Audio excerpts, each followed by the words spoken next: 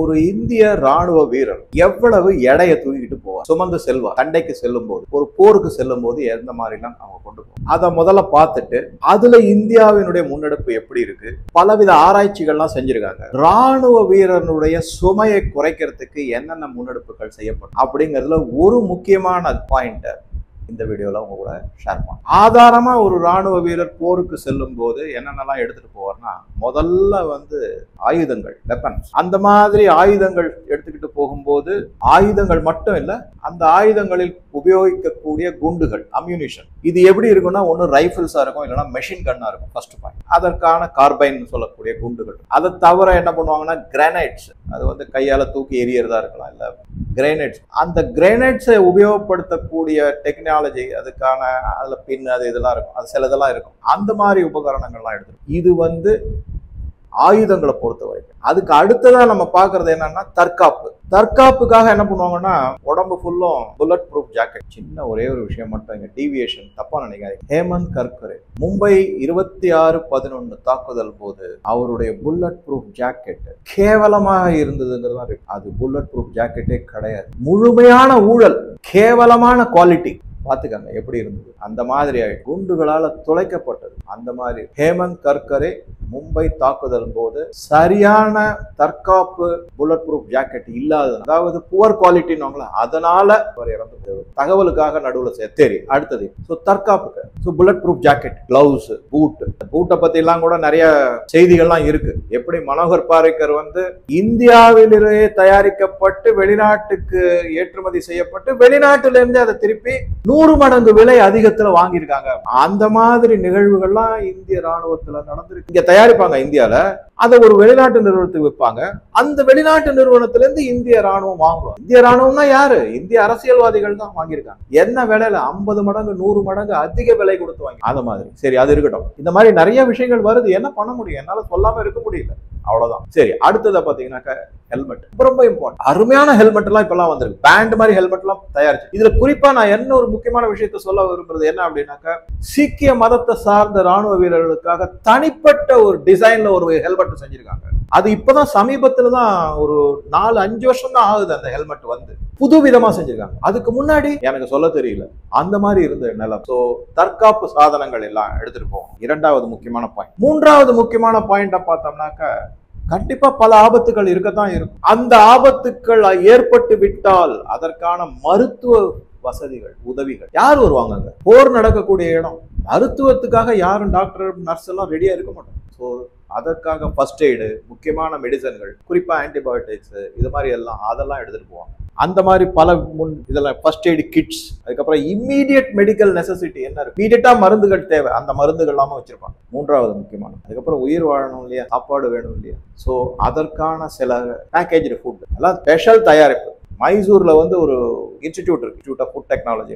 அவங்க பல ஆராய்ச்சிகளை செஞ்சு இந்த மாதிரி ராணுவத்துக்கெல்லாம் வெகு நாள் கெடாம இருக்கக்கூடிய டின்டு ஃபுட்ன்றாங்கல்ல, பேக்கேஜ் இருக்கும், அதை கண்டுபிடிக்கிறாங்க. அது நிறைய ரிசர்ச் பண்றாங்க. கவனிங்க, அங்க கூட படிக்கலாம். நம்ம எல்லாருமே ஐஐடி இல்லைன்னா நீட்னு நினைச்சுக்கிட்டு இருக்கோம். அந்த மாதிரி இன்ஸ்டிடியூட்டும் இருக்கு, ஃபுட் டெக்னாலஜி இன்ஸ்டிடியூட் மைசூர்ல இருக்கு. தேடி பாருங்க, கிடைக்கும். பசங்களை முடிஞ்சதுன்னா படிக்க வைங்க அந்த மாதிரி இடத்துலலாம். அவங்க இந்த மாதிரி பலவிதமான ஆராய்ச்சிகளை செஞ்சு ராணுவ வீரர்களுக்கு ரொம்ப உதவியா இருக்கு. அந்த ஃபுட் பேக்கேஜில் போட்டு கொடுக்குறாங்க. ஏன்னா எனர்ஜி வேணும் இல்லையா, சக்தி இருந்தா தான் எதிர்த்து நின்று போராட்டம் செய்யறதுக்கு. அந்த மாதிரி ஐட்டங்கள், தண்ணீர் எல்லாம் எடுத்துட்டு போவான். இது தவிர இன்னொன்னு சொல்றாங்க, மற்ற பல உபகரணங்களும் எடுத்துட்டு போறாங்க. எந்த மாதிரி உபகரணங்கள் அப்படின்னா, இப்போ நைட் விஷன் பைனாக்குலர், அதுக்கப்புறம் ஸ்பெஷலைஸ்டு கிளாஸஸ். அவங்களுக்கு பனி பிரதேசங்கள்னா அந்த காகல்ஸ் மாதிரி தேவைப்படும். பயங்கரமான குண்டு வெடிப்புகள்லாம் இருக்கும்போது அந்த சத்தத்தினால காதெல்லாம் அடைச்சிடும். அதுக்காக இயர் மஃப், இதெல்லாம் அதர் எக்யூப்மெண்ட், உபகரணங்கள், பலவிதமான உபகரணம், அதையும் எடுத்துட்டு போவாங்க. மாற்று உடைகள் கூட எடுத்துட்டு போவாங்க அப்படிங்கிறாங்க. இது எல்லாம் சேர்த்து ஒரு இந்திய ராணுவ வீரர் போருக்கு போகும்போது அவர் மாற்று உடைகள் எப்படி அப்படின்னா, இப்போ பனி பிரதேசத்துக்கு தனிப்பட்ட உடை தேவைப்படும், அதே மாதிரி பாலைவனத்துக்கு தனிப்பட்ட உடை தேவை. நீங்க இருங்க, நான் வீட்டுல போய் எல்லாம் அயன் பண்ணி நல்லா எடுத்துட்டு வரேன், அந்த மாதிரிலாம் சொல்ல முடியாது. எங்கேயாவது அனுப்புவாங்க, உடனே அப்படியே டக்குன்னு கிளம்பணும். என்ன ஸ்பிளிட் செகண்ட் மாதிரி கிளம்பணும். நீங்க இருங்க நான் சாப்பிட்டுட்டு வரேன், கையெழுத்து நலம்பிட்டு வெத்தலை பாக்கு போட்டுட்டு நிதானமா துணியெல்லாம் அயன் பண்ணி எடுத்துட்டு, அதெல்லாம் நடக்கவே நடக்காது. எல்லாம் புரிஞ்சுக்கணும். மிகப்பெரிய ஒரு ஆபத்தான சூழ்நிலையில அவங்க எல்லாம் நமக்காக உழைச்சிக்கிட்டு இருக்காங்க. இல்லைன்னா நம்ம நிம்மதியா தூங்கவே முடியாது, நிம்மதியா சாப்பிட முடியாது, தூங்க முடியாது. இதுதான் நிதர்சனமான உண்மை. எனக்கு என்னைக்குமே ராணுவ வீரர்கள், ஃபௌஜின்னு நம்ம பாம்பேல நிறைய பேர் ஃப்ரெண்ட்ஸ் இருக்காங்க. அவன் எல்லாருமே வந்து நான் மிகப்பெரிய மரியாதை கொடுப்பேன். ராணுவத்துல இருக்காங்க அப்படின்னா என்னை பொறுத்த வரைக்கும் மிகப்பெரிய மரியாதை அவங்களுக்கு. அவங்களாலதான் நம்ம நிம்மதியா இருக்கும், அவ்வளவுதான். சரி, அடுத்தது இத மாதிரி இருக்கும்போது ஒரு சராசரியா ஒரு ராணுவ வீரர் 50 to 55 கிலோ இல்ல 45 கிலோ சராசரியா அவங்க சுமந்து செல்ல வேண்டும். இந்த மாதிரி ஒரு சுமையோட 10 கிலோ அரிசியை தூக்கிட்டு வர முடியாது நம்மளால. டிபார்ட்மெண்டல் ஸ்டோர்ல கடைக்கு போயிட்டு அரிசி 10 கிலோ தூக்கிட்டு வந்தா இந்த கை மாத்தி இந்த கை மாத்தி பண்ணிட்டு அவங்க சராசரியா 45 கிலோ வரைக்கும் அவங்க சுமந்து உடம்புல இல்லை. இதை தவிர இந்த பேக் வேற இருக்கும், ஹேவர் சாக் அப்படின்னு, அதெல்லாம் வேற பெரிய சிலிண்டர் மாதிரி இருக்கும். அது சாக் மாதிரி, சாக்கு பை மாதிரி, அதை போட்டு மேல வந்து சுருக்கு பை மாதிரி கட்டி வச்சு அதை வேற தூக்கிட்டு போகும். அதுலதான் எல்லா சாமான்லாம் வேற, பர்சனல் இதெல்லாம் வேற. இது எல்லாத்தையும் அவங்க சுமந்துகிட்டு எந்த மாதிரி இடத்துல போறாங்க. சில சமயம் பனி பிரதேசம், சில சமயம் பாலைவனம், சில சமயம் மலைப்பாங்கான இடம், ஒர்ஸ்ட் டெரைன் அப்படிங்கிற இடத்துல எல்லாம் அவங்க இதெல்லாம் சுமந்துகிட்டு செல்லணும். இதெல்லாம் தான் வந்து செஞ்சு பார்த்துட்டு பாரத பிரதமர் இந்த சுமையை கொஞ்சம் குறைங்க, அதுக்கு ஏதாவது ஏற்பாடு செய்யும் போது முதல் ஏற்பாடாக பலவித ஏற்பாடுகள் இருக்கு. Light weight boots, light weight gloves, light weight helmet, but திறமையானது, நல்ல உறுதியானது, அந்த மாதிரி அதுல வந்து செஞ்சு எல்லாம் பண்ணிருக்காங்க. இப்ப எதுல கான்சென்ட்ரேட் பண்ணிருக்காங்கன்னா ஆயுதம். அந்த மாதிரி ஒரு ஆயுதங்களை தான் armament and combat engineering system, ACE அப்படிங்கிற ஒரு அமைப்பு. இந்த அமைப்பு DRDO, defence research and development organisation கீழே இருக்கக்கூடிய ஒரு அமைப்பு. அவங்க தயாரிச்சிருக்காங்க. அவங்க என்ன செஞ்சிருக்காங்க அது எல்லாத்தையுமே விலாவாரியா வந்து அந்த அமைப்பினுடைய ஆயுதங்கள்ல பலவிதமான ஆராய்ச்சிகள்லாம் செஞ்சு இந்த ACE, armament and combat engineering, இது DRDOவோட அமைப்புன்னு சொன்னாங்க. அவங்க பலவிதமான ஆராய்ச்சிகள் எல்லாம் செஞ்சு ஒரு எளிதான எடை குறைவான ஒரு கன் கண்டுபிடிச்சிருக்காங்க. இத பத்தின தகவல்கள் எல்லாத்தையுமே விஞ்ஞானியும் டைரக்டர் ஜெனரலுமான பிரதீக் கிஷோர் அப்படிங்கிறவர், இவர் வந்து armament and combat engineering director general DRDO கீழே தான் வரும். அவர் பல தகவல்களை தெரிவிச்சு பிரதீக் கிஷோர் ஆயுதத்தை க்ளோஸ் குவார்டர் பேட்டில், CQB அப்படிங்கிற கேட்டகரியில அதை வச்சிருக்காங்க. க்ளோஸ் குவார்டர் பேட்டில் அப்படின்னா குறைந்த தூரத்துல நடக்கக்கூடிய சண்டைகளுக்கு இந்த பர்டிகுலர் இந்த குறிப்பிட்ட ஆயுதம் மிக மிக யூஸ்ஃபுல்லா இருக்கும். அசால்ட் ரைபிள் வந்து எடுத்துட்டு போனீங்கன்னா குறைந்த தூரத்துல அதனுடைய திறமை வந்து அவ்வளவா இருக்காது. ஆனா இப்ப நாங்க கண்டுபிடிச்சிருக்கிறது மிக திறமை வாய்ந்ததா இருக்கும். அதை பத்தின ஸ்பெசிபிகேஷன்ஸ் எல்லாம் கூட அவர் சொல்லியிருக்காரு, கிஷோர் அவர் சொல்லியிருக்காங்க. இதனுடைய எடை 3 கிலோ தான் இருக்கு. அதே அசால்ட் ரைபிளோடது வந்து 4.5 கிலோ வரைக்கும் இருக்கு. 4.5 கிலோ 4.25 கிலோ வரைக்கும் இருக்கும். இது 3 கிலோ அது மாதிரிதான் இருக்கும். அடுத்ததா என்ன சொல்றாங்கன்னா இதனுடைய குண்டுகள், அதாவது இந்த அம்யூனிஷன் சொல்லக்கூடியது, அந்த எல்லாம் நாட்டோ எந்த மாதிரி தர கட்டுப்பாடுகள் விதிச்சிருக்காங்களோ அதை சார்ந்தது. அதை சார்ந்து அதுக்கு ஒப்பான வகையில இதெல்லாம் தயாரிக்க, கன்னும் சரி குண்டுகளும் சரி அப்படிங்கிறது. அதாவது அந்த CQB, க்ளோஸ் குவார்டர் பேட்டில் கன் இருக்குங்களா, அது கார்பைன் அப்படின்னு சொல்லுவாங்க.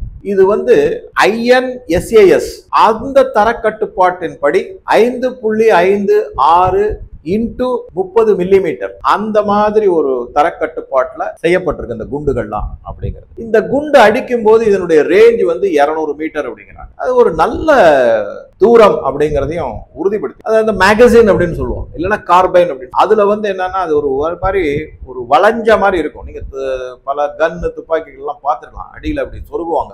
அது சொருகினா அதுலதான் அந்த குண்டு இருக்கும், சர சர சர சர அது வழியா போயிட்டே இருக்கும். அதை வந்து ஒரு வளைவான அமைப்போட செஞ்சு அதுல 30 குண்டுகள் பொருத்தப்பட்டுள்ளது. ஒரு கன்ல ஒரு தடவை லோட் பண்ணீங்கன்னா 30 குண்டு. சாதாரண சினிமா எல்லாம் பார்த்திருப்பீங்க, ரிவால்வர்ல வந்து 6 குண்டு இருக்கு, டிக்கு டிக்கு டிக்குன்னு கடைசி குண்டு என்ன இருக்கு அந்த மாதிரிலாம் இருக்கும் இல்லையா, அது மாதிரிதான் இது 30 குண்டுகள் இருக்கும். ஸோ இந்த மாதிரி பல விவரங்களை கொடுத்துட்டு பிரதீக் கிஷோர் என்ன சொல்லியிருக்காரு அப்படின்னா, ஆராய்ச்சி அளவுல DRDO இந்த மாதிரி ஆர்மமெண்ட் கம்பாட் என்ஜினியரிங் அமைப்பு எல்லாம் நாங்க செஞ்சிட்டோம். இது ஆத்ம நிர்பர் இதுல அந்த தொகுப்புல பாரத் ஃபோர்ஜ் லிமிடெட், நம்ம இந்த கம்பெனியை பத்தி ஏற்கனவே பார்த்திருக்கோம் ஒரு வீடியோ தரவா.